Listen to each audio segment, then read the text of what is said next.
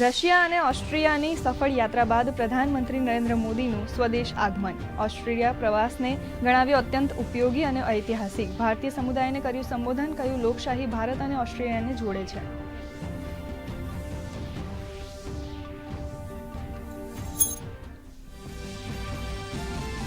NEET પરીક્ષા મુદ્દે આજે સુપ્રીમ કોર્ટમાં સીજેઆઈ ચંદ્રચૂડની બેન્ચ કરશે સુનાવણી.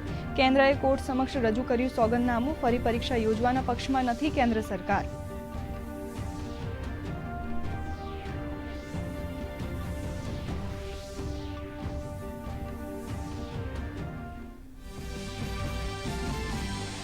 રાજધાની દિલ્હીમાં પ્રખ્યાત અર્થશાસ્ત્રીઓ સાથે પીએમ મોદી કરશે સંવાદ. આગામી બજેટ મુદ્દે લેવાશે સૂચનો. 23 જુલાઈએ રજૂ કરાશે દેશનું સામાન્ય બજેટ.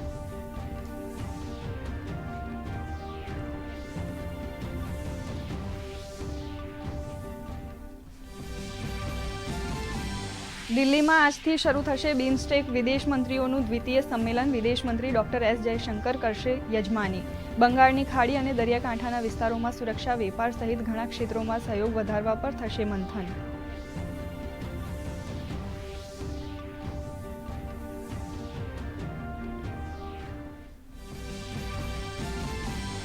અરવિંદ કેજરીવાલની અરજી પર આજે હાઈકોર્ટમાં સુનાવણી. આબકારી નીતિ સાથે જોડાયેલા મની લોન્ડરિંગ કેસમાં ઈડીના સમન્સને કેજરીવાલે કોર્ટમાં ફેંક્યો છે પડકાર.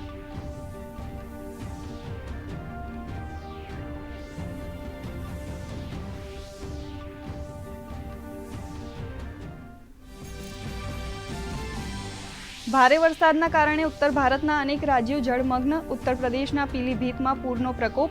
નીચાણવાળા વિસ્તારો પાણીમાં ગરકાવ. બિહારમાં પણ સ્થિતિ ગંભીર. આસામમાં પૂરથી મળી થોડી રાહત.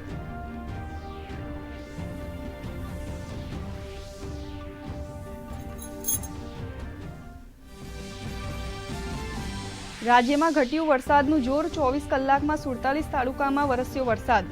બોટાદ, દસાડા, ટંકારામાં 2 થી 1 ઇંચ વરસાદ. આજે સૌરાષ્ટ્ર અને કચ્છમાં હળવાથી મધ્યમ વરસાદની આગાહી.